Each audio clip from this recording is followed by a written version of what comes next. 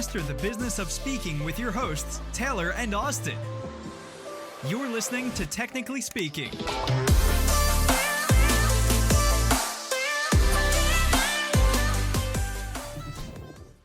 Welcome to another episode of Technically Speaking. I am pumped for today's guest, sales expert and dear friend of ours at SpeakerFlow, Kahn. Merritt, welcome to the show.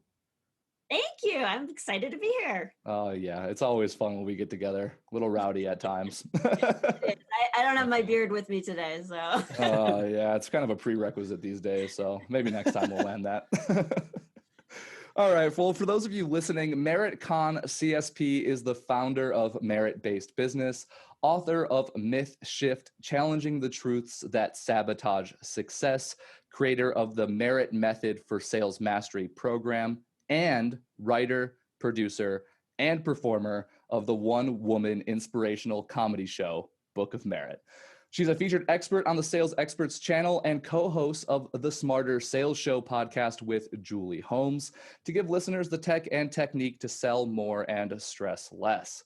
So for more than 20 years, Merritt has worked with entrepreneurs and business professionals who sell high and custom solutions in a highly competitive marketplace with a consultative sales approach.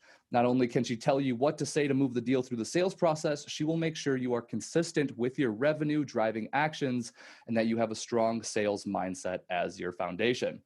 Oh, and she'll make you laugh all the way to the bank. That one I can attest to personally. She has worked with thousands of clients across multiple industries, from mining and professional services to pest control and plumbing, but her goal for clients is always the same: grow sales and influence. She is certified in emotional intelligence and earned the highest designation in the National Speakers Association, one held by less than 12% of professional speakers worldwide, the Certified Speaking Professional, CSP. When she's not helping professionals polish their business development skills, she's making audiences laugh out loud in her stand-up comedy performances. Merritt, again, it is so good to have you on the show. Well, thank you, Taylor and Austin. Great to be here. No problem. So the question we always like to ask for our listeners when they're getting acquainted with a new speaking soul is, how did you get into this crazy world of speaking? Was it by mere accident? Did you just stumble into it? Were you like, nope, I'm going to be a professional speaker? Lay out that journey for us. How'd you get here?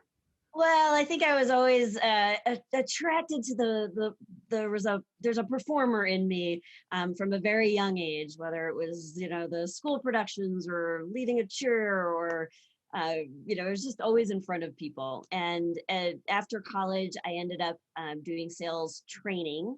And my favorite part of that job was going out to speak at business organizations and chambers of commerce and things to give people enough of a taste of that training to see if they wanted to do more. And one day somebody offered to pay me for that. They said, well, how much do you charge to come to our organization? And I'm like, you mean to come to your organization to do the marketing pitch that I would do so you join my sales training? Like, how much do I need to get paid for that?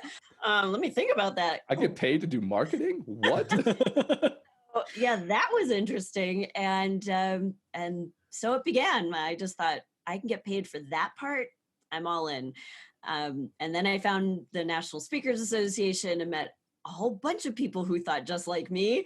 And I haven't stopped. It's been fun. Such a cool journey. You experienced it from the angle that we think is the best angle to come at it from too, which is using a marketing mechanism to drive revenue for your business. This is the only way you can do that. As far as I know, do you know of any other ways, Merritt, that you can make money advertising your business? I know this is a great business for that. No, yeah. And it was funny too, because I was teaching people how to sell. That's what I do. I teach people how to sell. And then in my sales process with them, I get to do the process. So when they give me some objection, I go, now you don't really mean for me to lower my price, right? Because if I lower my price, then you should fire me before you hire me. Like, why would I do that if you are hiring me to help you, keep your prices high? So I get to use a lot of things as I'm selling. It's pretty fun. The meta layer of teaching Meta, while yeah. you're selling. Yep. That's my favorite way to do it. So, I mean, we're kind of through the thick. I mean, at the time of this recording, we're going through the thick of the pandemic at the moment. And when this is published, chances are that's still going to be a topic of conversation. I'm curious, like, how has sales changed since the pandemic? Like, it has, I think we had a conversation in a previous episode recently that it was actually with Lauren Pibworth up in CAPS, who's just marketing for professional speakers and all this stuff. And she's like, yeah, marketing really hasn't changed at all. You still got to get your messaging across and all of that. But I feel like there's an element to sales that has it changed at all? Or are we playing the same sales game that we did even pre-pandemic?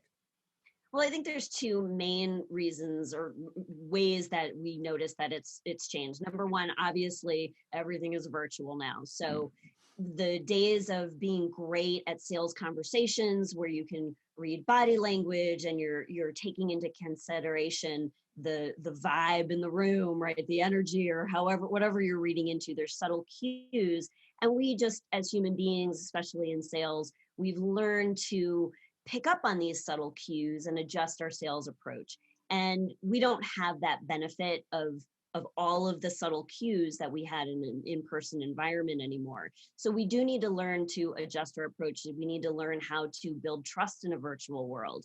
And so I think from a technique perspective, one very important thing to recognize now is that there's a level of empathy that we need to have for other people, right? We're all still dealing with this, and there's still an element, not an element, there's like an underlying change that we're all still in, right? There's still change and uncertainty. And so we need to be empathetic to other people, but also we need to balance that out with a level of assertiveness. So if I'm too empathetic about all the stuff going on, I may have the right solution for you, but if I'm not balancing my empathy for you with an assertiveness that says, hey, I hear you, and yeah, there's all this stuff going on, but are you open to having a conversation about something that we actually can control in the midst of all this uncertainty? And let's focus in on what you and I can actually solve together.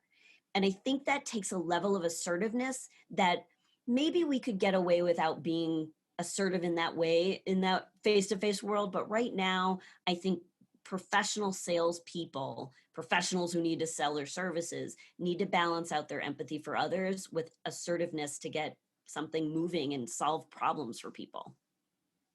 Yeah. Do you think that that's a reflection of the medium in which we're selling, it being virtual, or is it a sign of the times? Just because people are stressed and making decisions right now might feel heavier than usual. That's a great question. I think that it's probably a little of both, right? I think a sign of the times, we always need to be active listeners, right? We always need to be able to put ourselves in someone else's shoes, ask good questions, understand the problems that are really affecting them, not just that surface level problem that they share with us right at the top, right? Usually in sales, the problem that the prospect brings you isn't always the real problem. And we have to do a little digging, which is why a skill that all sales professionals need, and professionals who would never call themselves salespeople, but have to sell their services and build their business. Speakers. Yeah, speakers. I'm talking to you exactly. We need to be great, not just at telling our solution, but in asking questions that have people discover for themselves what the real problem is, what that problem really costs them. And I think now more than ever, we need to lean into our ability to ask the real questions, because it's too easy on a screen in particular to not engage with a real in-depth conversation. One of the things I talk about now a lot on our podcast and in the client work that I'm doing and in the virtual keynotes that I've been giving is this idea of retraining people how to interact on a screen. When you sit back and you're watching a screen, whether it's TV or movies or, YouTube videos, you are consuming, right? You're just relaxing and taking it all in. But what we need as virtual presenters is to engage people. And we've all had at this point, we've all gone to, how do you be more engaging in Zoom? How to use breakout rooms and annotation and all this stuff. But it's more than that. It's how you're looking at them in the camera. It's what you're asking them to do, but it's also inviting them to participate differently than they have been traditionally with a screen. I think that this is like so funny because I don't know, like the things that we have to do now haven't really changed that much because of the technology. Like if you're trying to sell anything, the best thing that you can possibly do is do discovery and ask lots of really good questions and pinpoint the real reason that somebody might buy and so on. And just because you're doing it over Zoom doesn't change that fact. But I think that at times we let the technology distract us, right? Like it's this thing where we're sitting down to give a presentation rather than have a conversation. And I don't know. It seems like it's really just the way that you look at the technology as just a medium in order for you to be able to have the conversations that we may have had previously in person, right? Like I can still look at you in the eyes, still ask really good questions. I can go deep on topics rather than just pounce on the things that I think might help you. I don't know. Has it really changed that much, I guess, is my question. Sales is still a relationship business, right? And the thing that people are getting distracted by, as you say, is, how do I use Zoom? What buttons do I push? What switchers should I use? If it, like at the end of the day, that's all fun and looks great, but people have problems that need solutions. And if I can look directly in your eyes through this camera and have a deep conversation about the problems that are unique to you, and you and I can discover together through my asking you questions that help you discover whether or not my solution is the right match, then we're going to do business, whether or not I'm like switching camera angles and, doing funky things.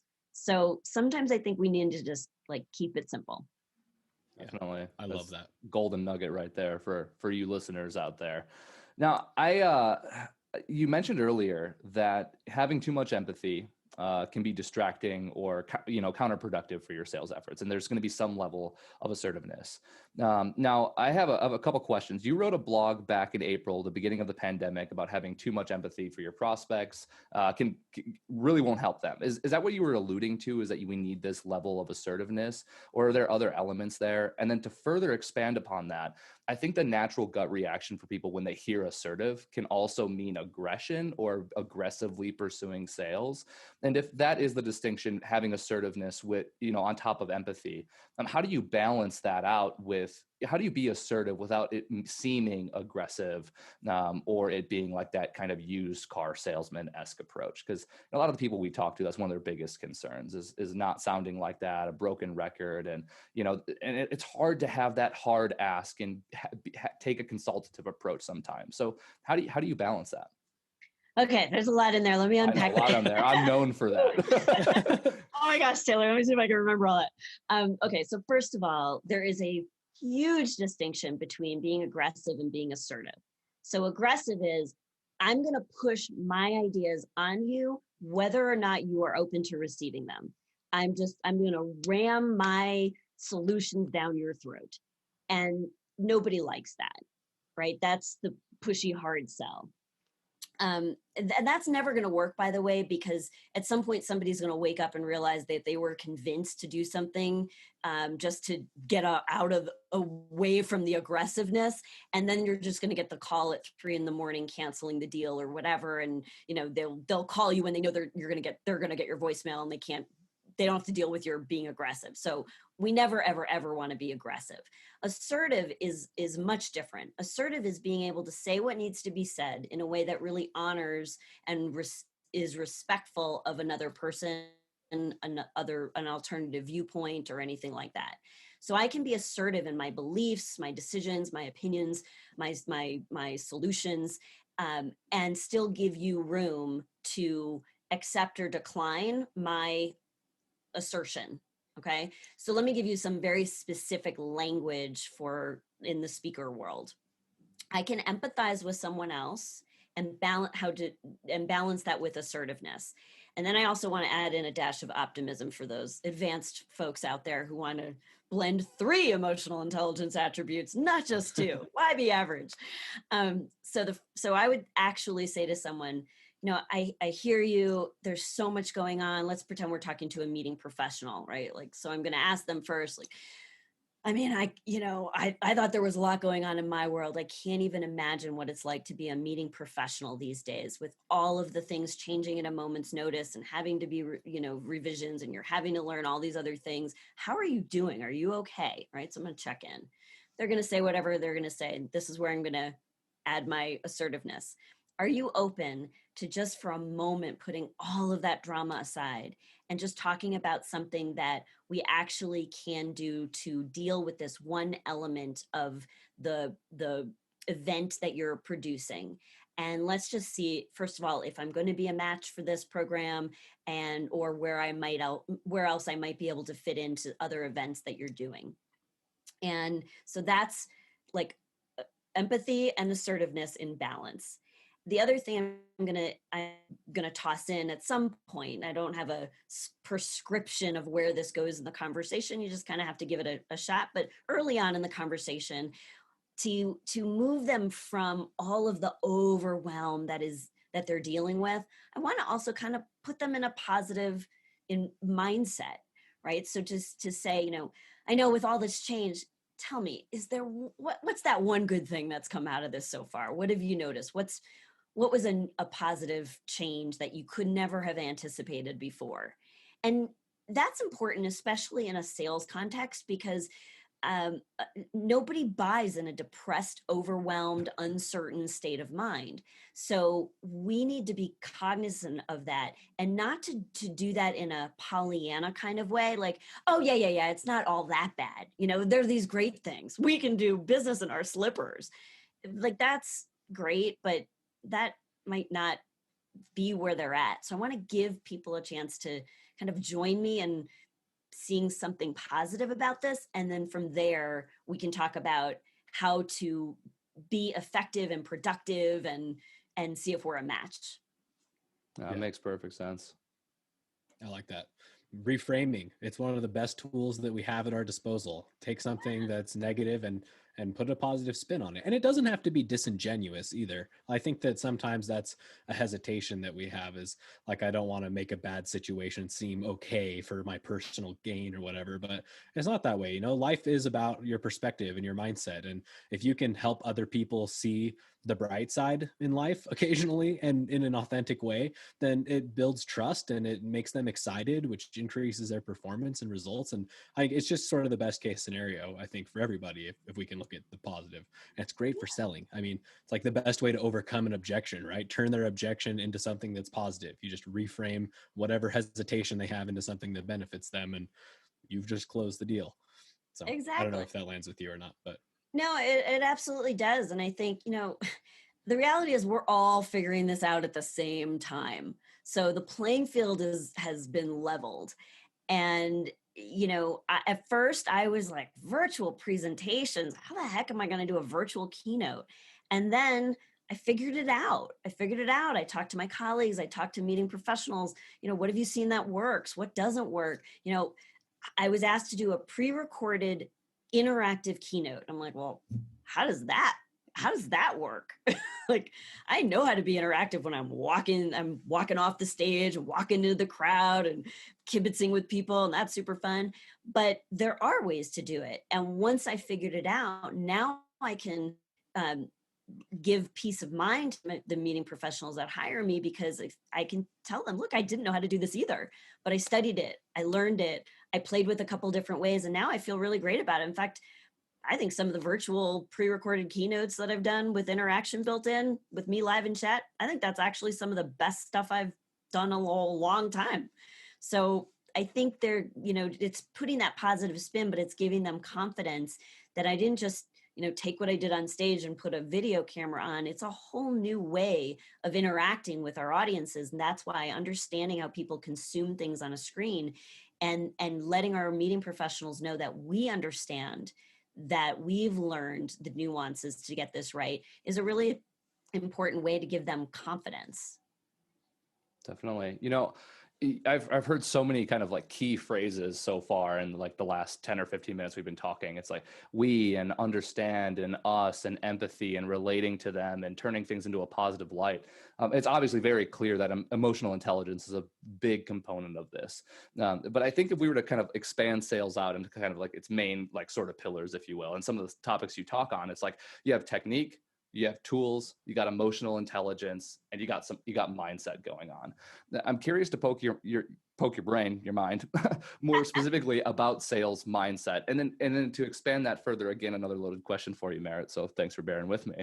Out of all of those things, tools, we got tech, we got strategy, mindset, emotional intelligence.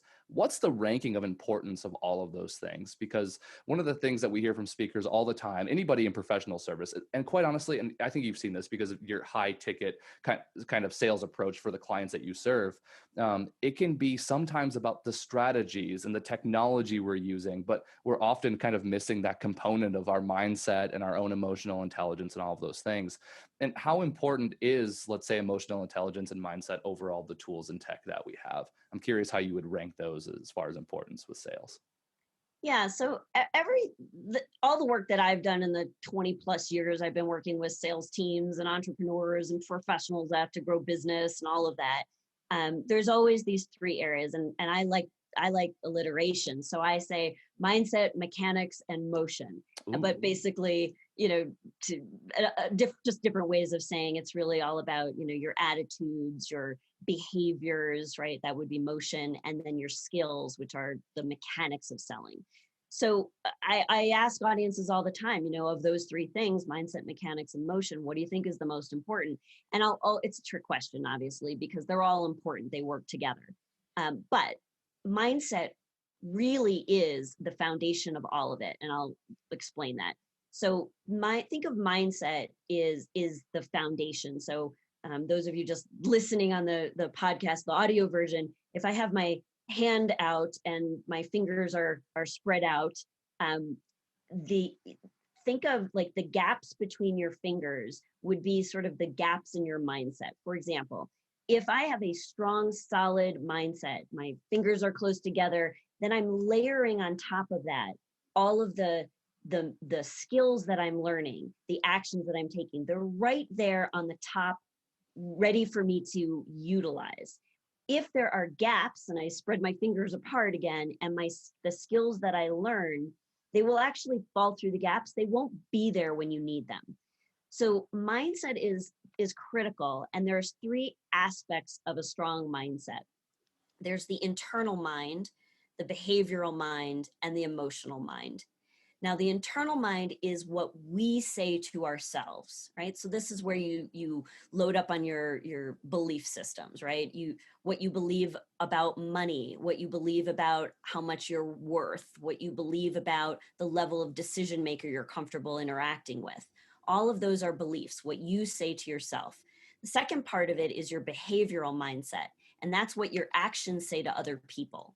So this is where you maybe you've heard of DISC profiles and behavior-based assessments and things like that. And some people are more animated and outgoing, and other people are more introverted or bottom line or whatever, right? So all of that, how you behave, how you interact with other people is going to tell them a lot about your behavioral mindset. And so in sales, what we want to do is understand our own, but also know how to discover the behavioral mindset of the people that we're interacting with in a sales conversation so that we can adjust our approach, because they're going to get to be however they are, and it's up to us to adjust in order for them to feel comfortable, bring down the defense wall, and have a straightforward, effective, productive sales conversation.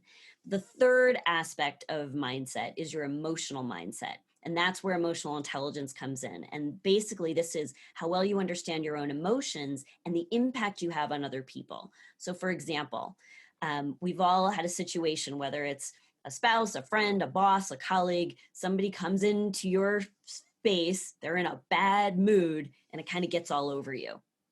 And so we need to be able to understand how our emotions can impact other people.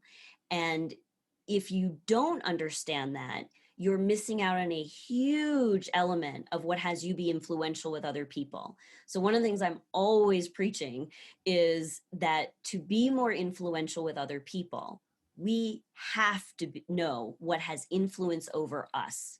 What has influence over us is our level of empathy, our level of assertiveness, our level of optimism, our level of self-regard. And these are all aspects of emotional intelligence that can be measured, assessed, and deliberately worked on so that you know what your set point is and where you want to make improvements so that the experience other people have with you is a positive one.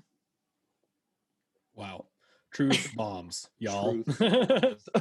So that was a lot of really good stuff. And I love that you've taken this relatively complex topic and drilled down to at least these three sort of pillars. That was a lot of information, and it's all good stuff that I would like to be actionable. So is there a way that you can help our listeners, and myself included here, remember those different components and use them while we're out there selling stuff? You mean outside of doing some emotional intelligence assessments and training with me? You do mean outside of that. Okay. Let's see. Well, first of all, there's when I first started talking about emotional intelligence in sales, there was virtually nothing out there. There's a lot of information out there now. And so I think it's really, an important aspect to do your own homework, to learn out there. There's some great books and programs and things like that.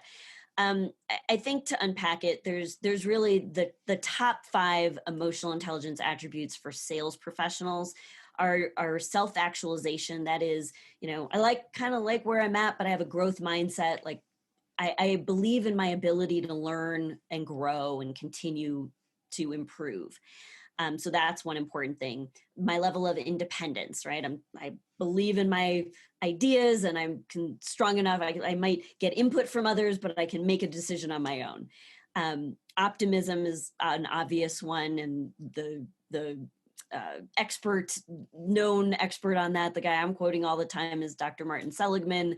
I think, Learned Optimism is probably one of the most influential books I've read in my career and learning about optimism. So that was a good one.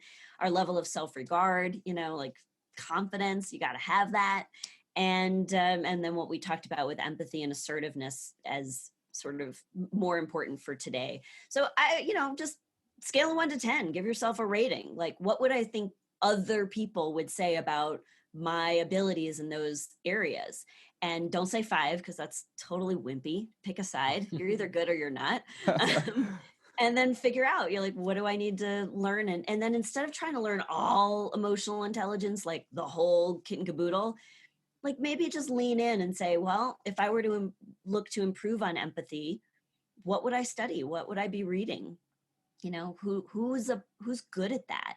And what can I learn from how they are being? There you have it.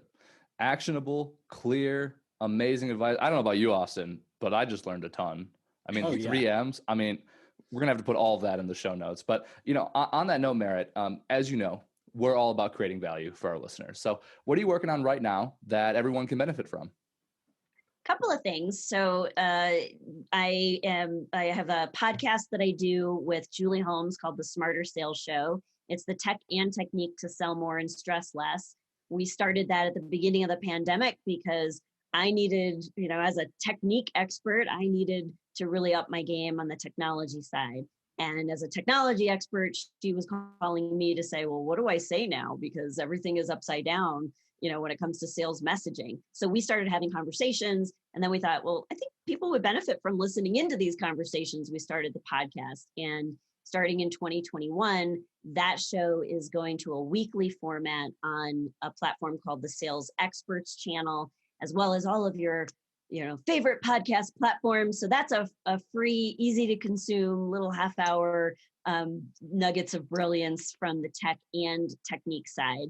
The other things that I'm working on, I've got some online offers and some virtual ways that I'm coaching and training folks these days. And I would say if you want to sort of get on the list, get in the merit-based ecosystem, whatever, environment, community, posse, group, cohort, I don't know. Squad. Squad, yeah. Probably the easiest thing to do would be text merit, MERIT, to 33777. That's 33777. And I will communicate with you that way. We'll get you on the list and get out some cool stuff. Otherwise, it's meritbasedbusiness.com, and check it out. If I can be of help to you, go ahead and give me a call. Well, there you have it, folks. All of those links will be in the show notes along with that text to opt-in. So make sure you get that. They are awesome resources. And if you found value in this episode, don't forget to rate and subscribe. And if you want more awesome resources like this, go to speakerflow.com/resources. Thank you so much for chiming in. I just wanted to take a second to thank our sponsor, Auxbus.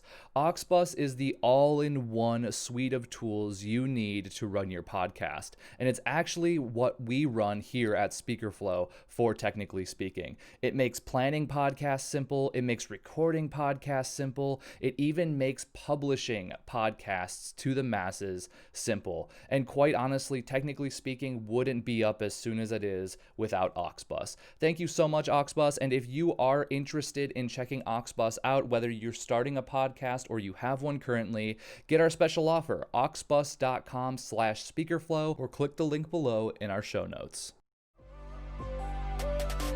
Thanks for tuning in today.